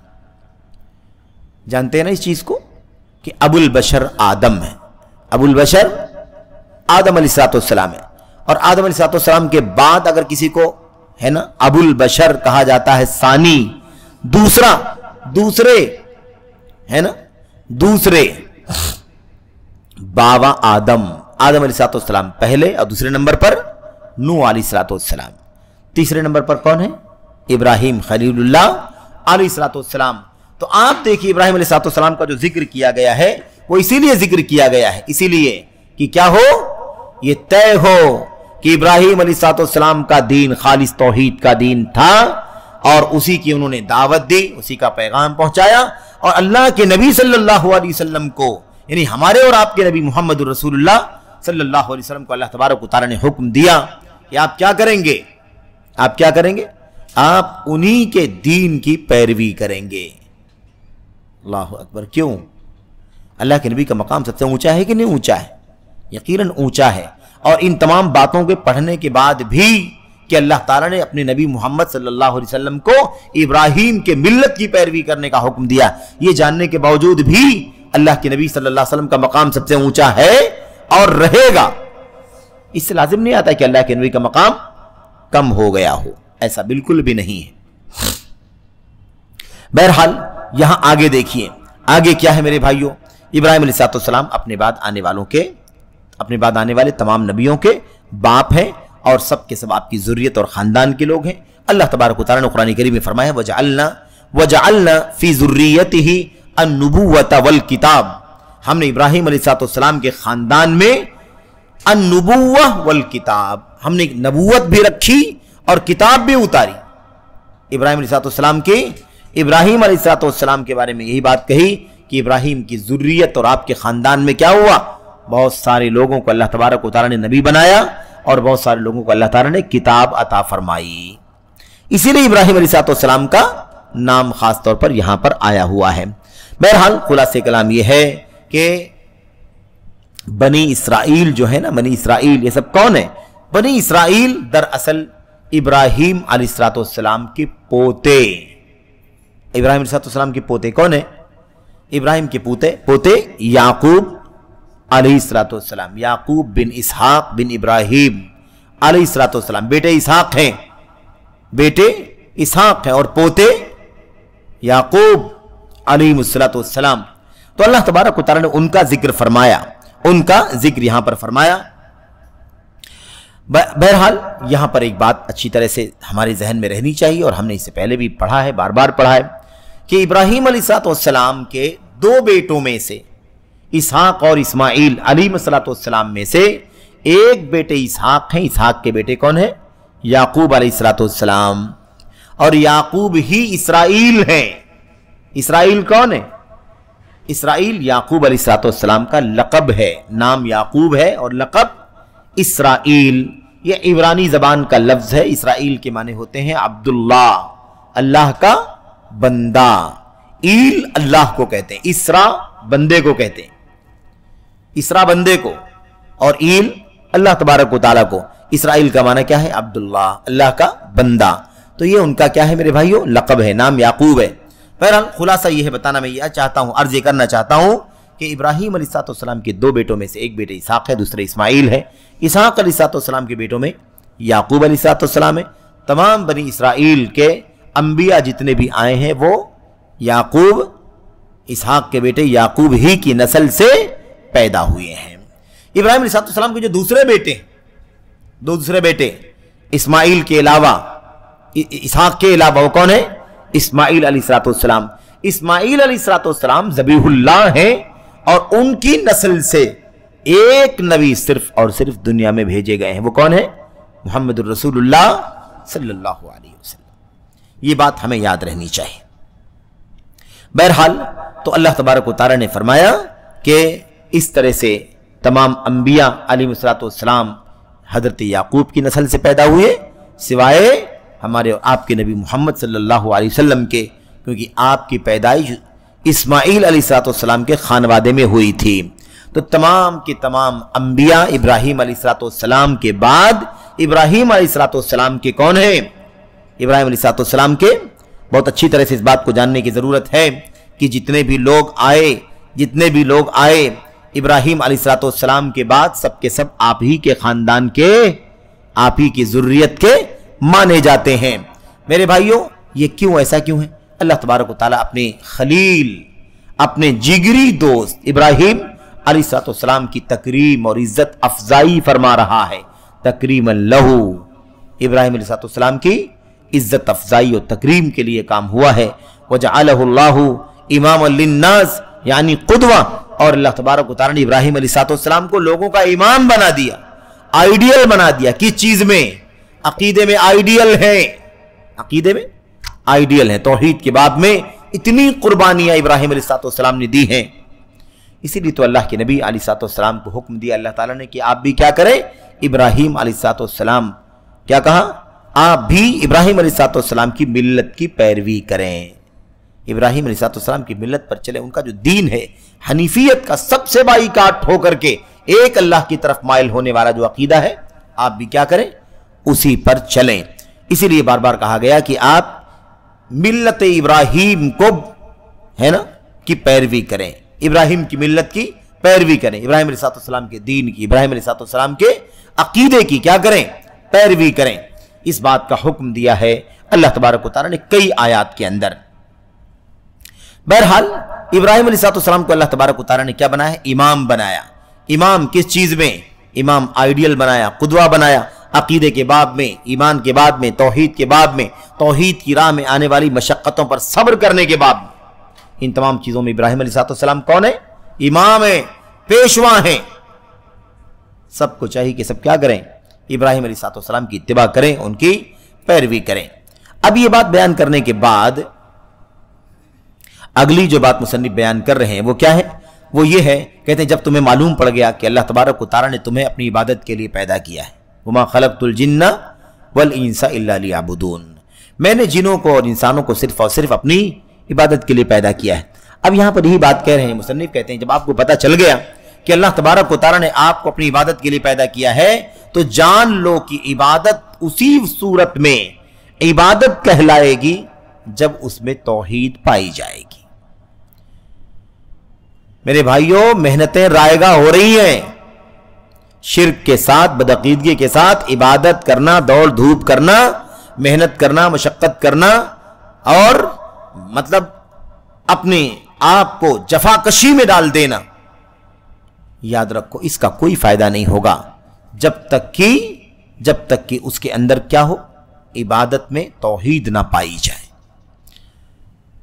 یہودیوں کا، عیسائیوں کا تذکرہ آیا ہوا ہے نا سورہ فاتحہ ہی کے اندر، غیر المغضوب علیہم ولا الضالین، وہ مغضوب علیہم ہے، اللہ تبارک و تعالیٰ کی غضب کی مار پڑی ہے یہودیوں کے اوپر۔ کیوں؟ اس لیے کہ انہوں نے اللہ تبارک و تعالیٰ کے دین کا علم رکھا لیکن اس کے مطابق عمل نہیں کیا۔ اور نصارہ کو اللہ نے گمراہ کہا، ولا الضالین، اور گمراہوں کا راستہ بھی نہیں دکھانا۔ یہ ضالین کا کیا مسئلہ ہے؟ گمراہوں کا کیا مسئلہ ہے؟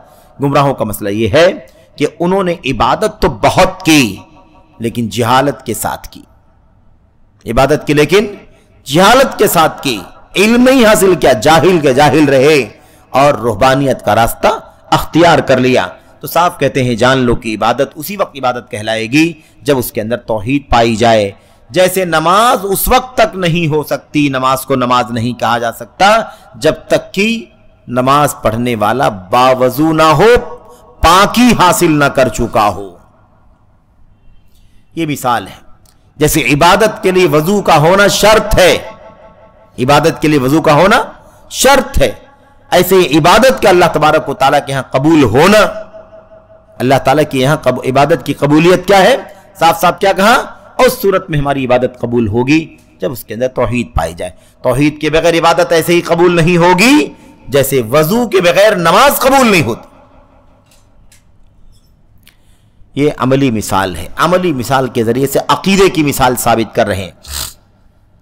اس کے بعد کہتے ہیں جب شرک، فَإِذَا دَخَلَ الشِّرْكُ فِي الْعِبَادَةِ، جب عبادت میں شرک داخل ہوتا ہے یا داخل ہوگا، فسدت تو عبادت کیا ہو جائے گی؟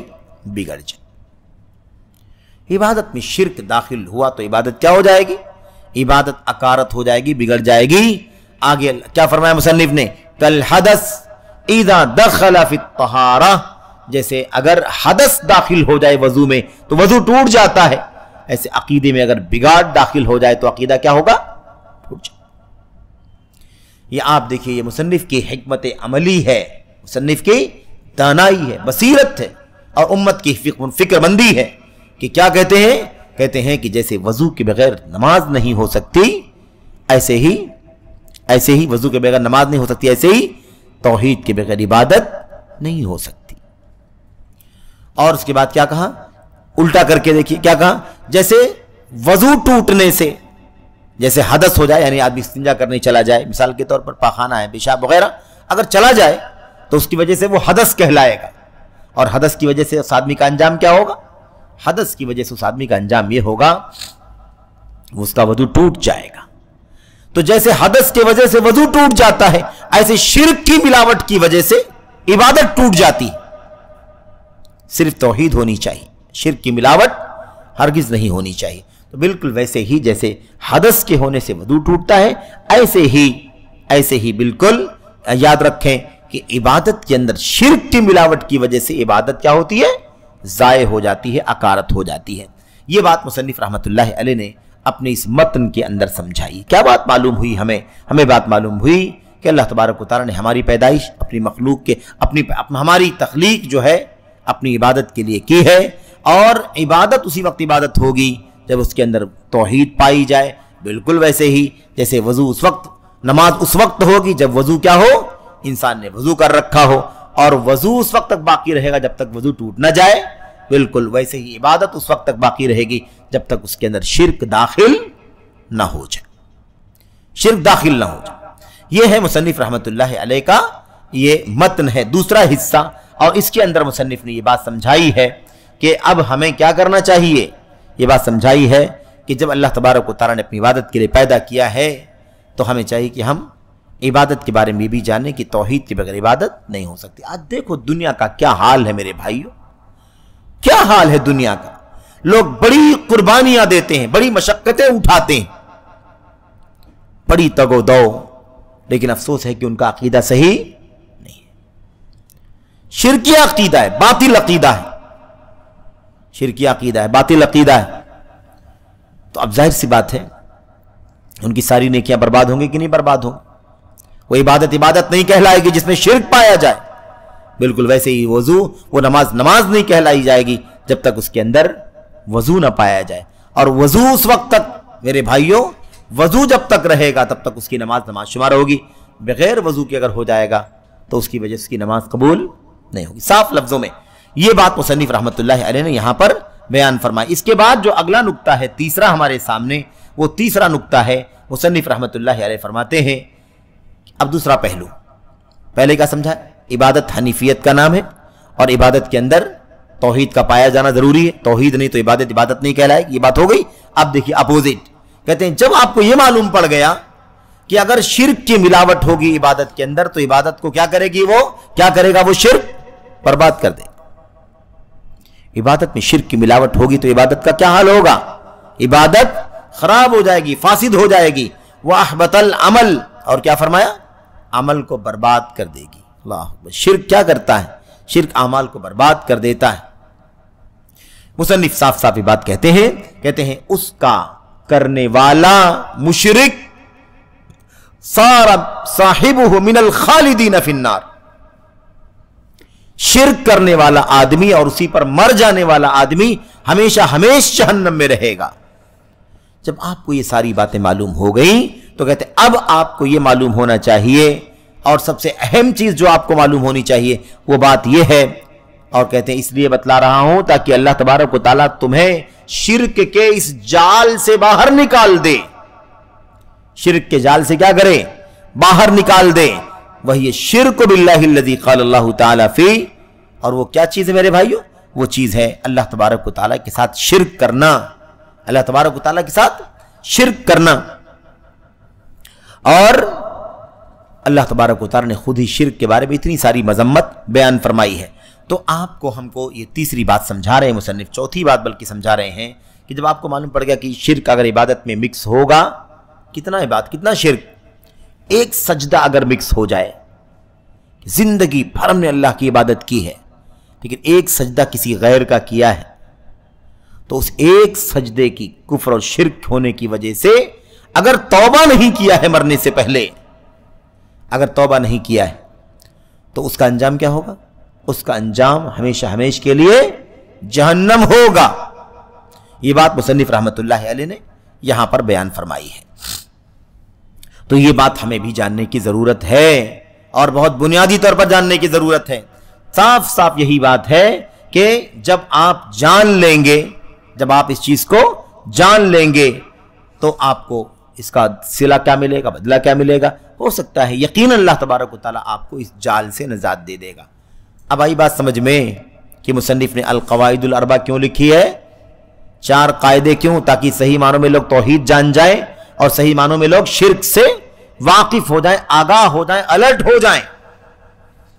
اس لیے اللہ تبارک و تعالیٰ نے، اس لیے یہ بات آپ کے سامنے آئی ہے. اب صحیح توحید کیا ہے، صحیح شرک کیا ہے، جب جانیں گے تو اللہ تعالیٰ ہمیں اور آپ کو شرک کے جال سے نجات عطا فرمائے گا. شرک کے جال سے، شرک کے کانٹے سے ہم کو نجات کیسے ملے گی، جب ہم صحیح طور پر توحید جانیں گے اور توحید کا اپوزٹ، اس کی ضد شرک کو سمجھیں گے. اور اسی مقصد کے لیے یہ چھوٹا سا رسالہ अल-क़वाइदुल अर्बा नामी मुसन्निफ रहमतुल्लाह अलैह ने अपने ज़माने में लिखा था। हम जानते हैं ना शेखुल इस्लाम मोहम्मद बिन अब्दुल वहाब रहमतुल्लाह अलैह की पैदाइश 1115 हिजरी में और वफात 1206 में। ये आप सोचिए कि 1206 में, और आज क्या चल रहा है? आज चल रहा है 1447 चल रहा है। कितने साल हो गए? कितने साल? तकरीबन 240 साल से ज्यादा, 240 साल। इसीलिए उलमा लिखते हैं, कहते हैं कि 250 साल पहले उम्मत के एक मुजद्दिद ने ऐसा कहा, ऐसा कहा, ऐसा लिखा। ठीक है, तो अब शिर्क के जाल से निकलने के लिए, शिर्क के जाल से गुत्थम गुत्था जो अभी फंसा हुआ है, अब आप देखिए अल्लाह की कसम है, जो लोग तौहीद से नावाकिफ है ना, जिनका सारा दीन किससे जुड़ा हुआ है? कब्र से, मज़ार से, इस दरगाह उस दरगाह, वो छोटे वो बड़े, वहाँ हफ्तावारी, वहाँ 15 रोज़ा, वहाँ सालाना, है कि नहीं, वहाँ माहाना, लोग कर रहे हैं कि नहीं कर रहे हैं? यानी एक जाल है जिसमें फंसे हुए, शिर्क का जाल, शिर्क का जाल है जिसमें लोग फंसे हुए हैं। कहते हैं अल्लाह तबारक व तआला आपको इस जाल से नजात दे देगा। कब? जब आप सही तौर पर तौहीद को जान लेंगे और शिर्क को जान लेंगे, तो आपको इस जाल से नजात मिल जाएगी, वरना क्या होंगे? फंसे रहेंगे। कभी इत्तेफाक हुआ था, है ना, कभी इत्तेफाक हुआ था देखने का कि जरा देखें अजमेर में बाबा की कब्र पर लोग जाते हैं तो करते क्या है, जरा देख लिया जाए आंखों के सामने से, ताकि डंके की चोट पर बोला भी जा सके कि हमने आंखों से देखा है इन मज़ारात पर क्या होते हैं, इन कब्रों पर क्या होते हैं, इस वली के, इस बाबा के की तुरबत पर, आस्ताने पर क्या होता है। अल्लाह की कसम है, आपको पसीना आ जाए, आप चकरा जाएं, आप बेहोश हो जाएं उस मंजर को देख करके, जब लोग अपने सरों को, है ना, चादरों के, फूलों की चादरों में नीचे उठा करके, सर डाल करके उस मेरे भाई कब्र वाले का सजदा कर रहे होते हैं। और ऐसे ऐसे अकीदे बना रखे हैं, ये नहीं करेंगे तो ये होगा, ये नहीं करेंगे तो ये हो जाएगा, ऐसा नहीं होगा तो ऐसा हो जाएगा, है ना। यहां तक कि अगर कोई आदमी जो कुछ भी शिरकिया काम करता है, कर लेता है, और कर करके घूम करके सीधा सीधा निकल आए, यानी पीठ दिखा करके निकल आए, ये आप मस्जिद में हैं, हम, ये मिंबर है, कुर्सी है, ये किबला है, हम लोग नमाज पढ़ते हैं तो वापस कैसे जाते हैं? नमाज से फारिग होते तो कैसे जाते हैं? घूम जाते और घूम करके निकल जाते। लेकिन वो अकीदा बना हुआ है उनका कि नहीं नहीं, बाबा के मज़ार पर आए हैं हम, और इनके दिए से तो हमारा काम चलता है, ये तो हमारे ऐसे हैं, फला है। अगर हमने इस कब्र को पीठ दिखाया, गुस्ताखी हो जाएगी। कितना बड़ा जाल है भाई, कैसा जाल है शिर्क का, कितनी मुश्किलात है। अल्लाह तबारक व तआला ने खाने काबा में भी नहीं कहा है, मस्जिद हराम में भी, कि उल्टा निकल करके आओ। मस्जिद नबी में उल्टा निकलने की बात नहीं है, लेकिन ये जाल ही है, शिर्क का जाल। शिर्क का जाल है कि इंसान फंसा हुआ है उसी के अंदर, उसे निकलना भी चाहता है तो निकलने की ताकत उसे नहीं है, और वो निकल पाता नहीं है क्योंकि उतना ईमान और तौहीद उसके पास खालिस नहीं हुआ है कि वो निकल सके। तो इसी बात को क्या कहा, लअल्लल्लाह अन युखल्लिसका मिन हाज़िही शबका। कहते हैं जब तुम जान लोगे शिर्क की हकीकत को, कि शिर्क जब इबादत में मिक्स होता है इबादत को बर्बाद कर देता है, और अमल करने वाले के सारे अमल को अकारत कर देता है, और उसका करने वाला शिर्क का मुर्तकिब, मुजरिम, मुशरिक, खालिदीन मिनल खालिदीन फिन्नार, जहन्नम में हमेशा हमेशा रहने वालों में से हो जाता है। जब आपको ये मालूम पड़ जाएगा तो आप ये भी जान लेंगे कि सबसे ज्यादा अहम जो चीज आप पर वाजिब है वो क्या है, जिसका जानना आपके ऊपर वाजिब है, वो यही है कि अल्लाह ताला तबारक व तआला की इबादत में शिर्क की कोई गुंजाइश नहीं है। जब ये जानेंगे तो अल्लाह तबारक व तआला आपको शिर्क के जाल से छुटकारा दे देगा। तो नहीं तो पता चला कि सबको खुश करना पड़ रहा है, अजमेर वाले को भी खुश करो, ख्वाजा बंदा गेसु दराज हुसैनी को गुलबर्गा में खुश करो, और गौसे पाक को तो वैसे भी सालाना उर्स में आपको जाना ही है। इस तरह का अकीदा बना, कितना बड़ा जाल है। इसको खुश करो, उसको खुश करो, उसको खुश करो, उसको राजी करो, वो सिफारिश करेंगे, वो काम आएंगे, वो मदद करेंगे, वो जहन्नम से नजात देंगे, वो जन्नत में दाखिला कराएंगे। इस चक्कर में न जाने कितने अल्लाह तबारक व तआला के नेक बंदों को, या कह लीजिए कि कब्रों को, मज़ारों को लोगों ने पूजना लाजिम समझा है। اس کا ایک پہلو اور ہے اگلا، اس کا ایک پہلو اور، وہ پہلو کیا ہے؟ اس کا ایک پہلو یہ ہے کہ آپ جیسے لوگ، ہمارے جیسے لوگ، جب ہمارے جیسے آپ جیسے لوگ کیا کرتے ہیں؟ کسی ولی کی قبر پر نہیں جاتے، کسی مزار پر نہیں جاتے، سر نہیں ٹیکتے، سجدہ نہیں کرتے، پھولوں کی چادر نہیں چڑھاتے، تو ایک اگلا پہلو کیا ہے؟ ایسے لوگوں کو بڑی تیکھی نگاہوں سے دیکھا جاتا ہے۔ جو جال میں پھنسا ہوا ہے وہ ہمیں کیا کرتا ہے؟ ہمیں وہ ترچھی نگاہوں سے دیکھتا ہے۔ یہ دیکھو میرے بھائی، یہ صورتحال ہے۔ یعنی آپ اگر شرک کے خلاف ہیں تو آپ سے نفرت ہے، آپ شرک کریں تو آپ دوست ہیں۔ یہ ہے ماحول۔ قوم سمجھنا نہیں چاہتی، جاننا نہیں چاہتی، علم حاصل کرنا نہیں چاہتی، باپ دادوں کی ریت روایت پر اور اپنے پرکھوں اور اپنے مولویوں کی تعلیم پر ایسے ہی ڈٹے پڑے ہوئے ہیں، ان کو سوچنے کا بھی موقع نہیں ہے۔ تو جال ہے، جال۔ اس جال کو اگر ہم اور تھوڑی وضاحت سے سمجھنا چاہیں تو اللہ کے کلام کی اس آیت کریمہ پر غور کر لیں جس میں اللہ تبارک و تعالیٰ نے فرمایا ہے، آپ نے سنا ہوگا اس سے پہلے بھی وہ آیتیں آتی ہیں، سورۃ العنکبوت کی آیت کریمہ، سورۃ العنکبوت کی۔ اللہ تبارک و تعالیٰ نے کیا فرمایا؟ ضرب اللہ مثلا رجلا فیہ شرکاء متشاکسون ورجلا سلما لرجل هل يستویان مثلا۔ اللہ تبارک و تعالیٰ نے فرمایا کہ اللہ مثال بیان فرماتا ہے، کس کی مثال؟ اللہ تعالیٰ مثال بیان فرماتا ہے دو لوگوں کی، ایک آدمی کی مثال بیان کرتا ہے، مثلا رجلا فیہ شرکاء، ایک آدمی ہے جو کئی مالکوں کا غلام ہے۔ ایک آدمی کس کا غلام ہے؟ کئی مالکان کے انڈر میں ہے۔ وہ مالک کہے گا اس کی بات ماننی پڑے گی، دوسرا مالک کہے گا اس کی بات ماننی پڑے گی، تیسرا مالک کہے گا اس کی بات، ہر ایک کی بات کو ماننا اور ہر ایک کو خوش کرنا، ہر ایک کو راضی کرنا۔ اللہ نے مثال دے کر کے فرمایا ایک آدمی تو وہ ہے جس کے ایک مالک نہیں ہے، کتنے مالک ہیں؟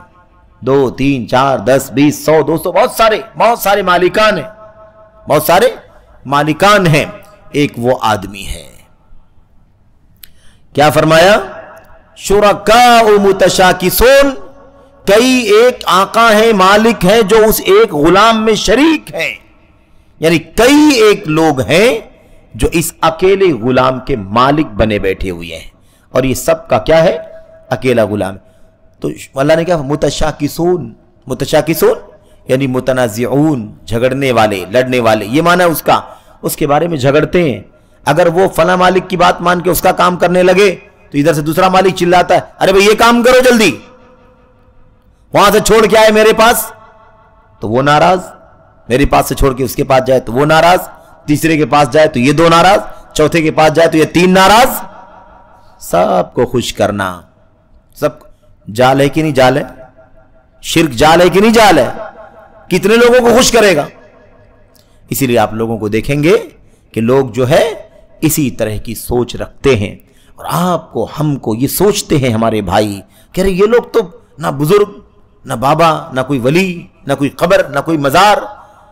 اور آپ نے سنا ہوگا ڈاکٹر اسرار نے کیا کہا یہ لوگ جو ہیں اپنے آپ کو اہل حدیث کہنے والے، ان کو تصوف سے کوئی لینا دینا نہیں ہے، صوفیت سے کوئی لینا دینا نہیں ہے میرے بھائی، ماورا سے لینا دینا نہیں، یہ ساری اصطلاحات اس کی ہیں میرے بھائی۔ ہم سب پابند ہیں اللہ تبارک و تعالیٰ کے سچے دین، قرآن کے نبی کے سنت کے، توحید کا پیغام کتاب و سنت میں بھرا پڑا ہوا ہے۔ صوفیت سے ان کو یعنی یہ ظاہر کرنا کہ یہ لوگ تصوف سے اور باطن سے اور اندر کی چیز سے، فلسفے سے، اس سے دور رہتے ہیں۔ اس طرح سے اس نے طنزیہ انداز میں اپنی کتابوں میں ایک سے زیادہ جگہوں پر لکھا ہے میرے بھائیوں۔ تو اب یہ بات ہماری سمجھ میں آ گئی کہ شرک اصل میں کیا ہے؟ ایک جال ہے۔ اگر ہم اس سے نکل پائیں گے تو اسی طریقے سے نکل پائیں گے کہ ہمیں پتہ چلے کہ شرک حقیقت میں کیا ہے، توحید حقیقت میں کیا ہے، تو اس جال سے نجات ملے گی۔ اللہ تبارک و تعالیٰ نے فرمایا ان اللہ لا یغفر ان یشرک بہ ویغفر ما دون ذلک لمن یشاء، اللہ تبارک و تعالیٰ اس چیز کو نہیں بخشے گا کہ اس کے ساتھ شرک کیا جائے، اور اس کے علاوہ جو اس سے کمتر گناہ ہیں، ان گناہوں کو اللہ تبارک و تعالیٰ جس کے لیے چاہے گا معاف فرما دے گا، بخش دے گا۔ اور یہ بات کہاں سے سمجھ میں آئے گی؟ یہ بات کہاں سے سمجھ میں آئے گی؟ یہیں سے کیا کہا؟ وَذَلِكَ بِمَعْرِفَةِ اربع قواعد ذکرها اللہ تعالی فی کتابہ، 4 قاعدوں کو جاننا ہوگا جن چاروں قواعد کو اللہ تبارک و تعالی نے اپنی کتاب میں ذکر فرمایا ہے۔ تو قرآن کریم کی آیات میں بھی اور اللہ کے نبی علیہ السلام کی سنت میں بھی ان چاروں قواعد کا تذکرہ کیا گیا ہے۔ جب ہم ان چاروں قاعدوں کو جانیں گے تو صحیح معنوں میں توحید کو جانیں گے، اور صحیح معنوں میں توحید میں مکس ہونے والے شرک کو جانیں گے، اور جب جانیں گے تو ہمیں اس سے اجتناب کرنا، بچنا، پرہیز کرنا آسان ہو جائے گا، اور نہیں جانیں گے تو غلطی سے بھی ہم، میرے بھائیوں، غلطی سے بھی ہم جا سکتے ہیں شرک کے اندر۔ بلکہ آدمی شرک کو توحید سمجھے گا، توحید کو شرک سمجھے گا۔ صوفیہ نے کیا کہا؟ صوفیہ نے آپ جیسے موحدوں کو مشرک کہا۔ صوفیہ نے کیا کہا؟ آپ مشرک ہیں۔ کیوں بھائی؟ کیوں مشرک ہیں؟ ہم آپ مشرک ہیں؟ نہیں، موحد ہیں، لیکن مشرک کہا کیوں؟ سوچا آپ نے کبھی کیوں کہتے ہیں صوفیہ ہم کو مشرک؟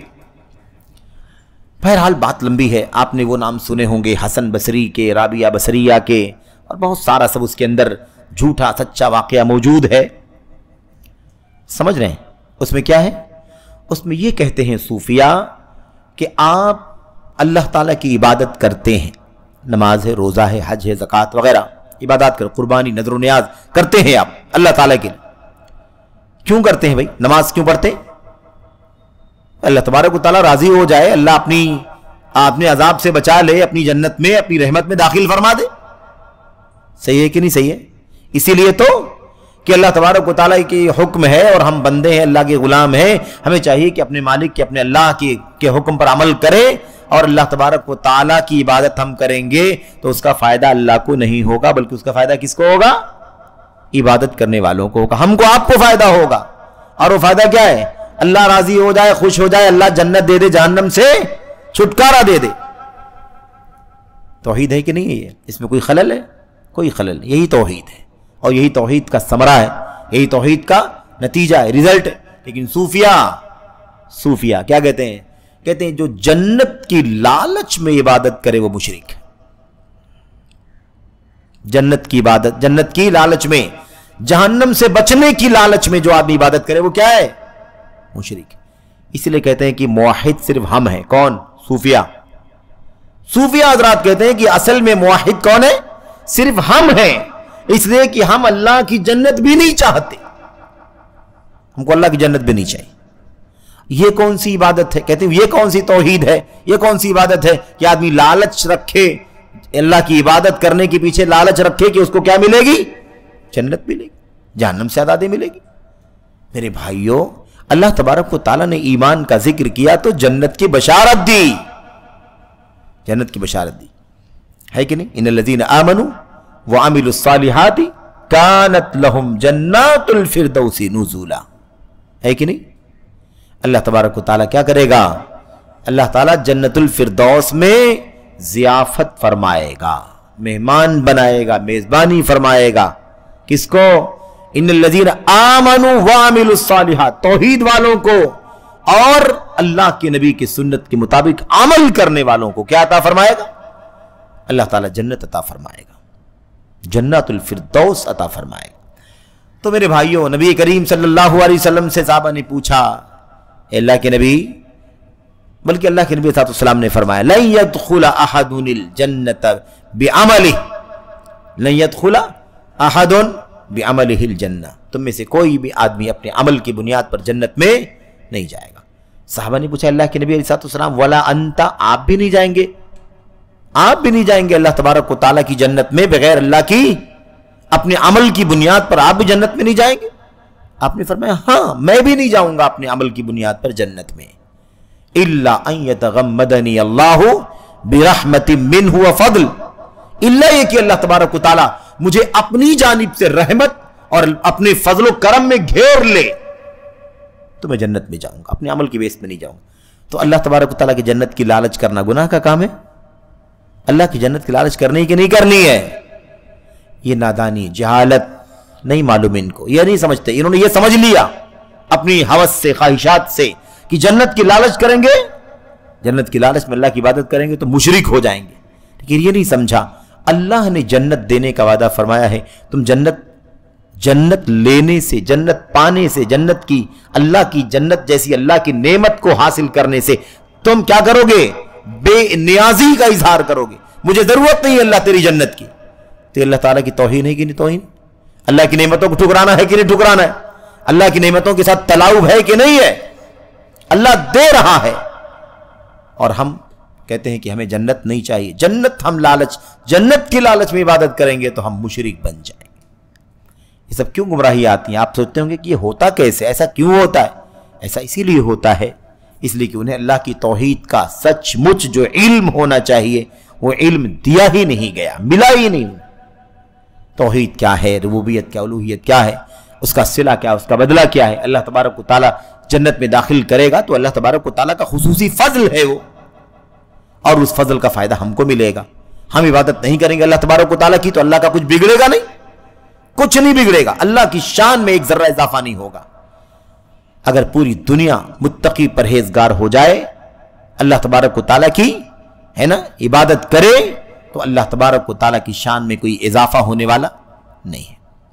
पूरी उम्मत, पूरी दुनिया बागी हो जाए, अल्लाह तबारक व तआला की नाफरमानी करे, मुखालफत करे, नाशुक्री करे, इबादत से किनारा कशी अख्तियार कर ले, तो भी अल्लाह तबारक व तआला की शान में कोई कमी नहीं होगी। ये हमारा ईमान होना चाहिए। तो बहरहाल तो ये सूफिया का अकीदा है, हमने सरसरी तौर पर जिक्र किया। ये सब मुस्तकिल अनावीन है मेरे भाइयों कि सूफिया का अकायद क्या है, हम उसे पढ़ें, जानें और उनके इन बातिल अकायद से अपने आप को बचाएं।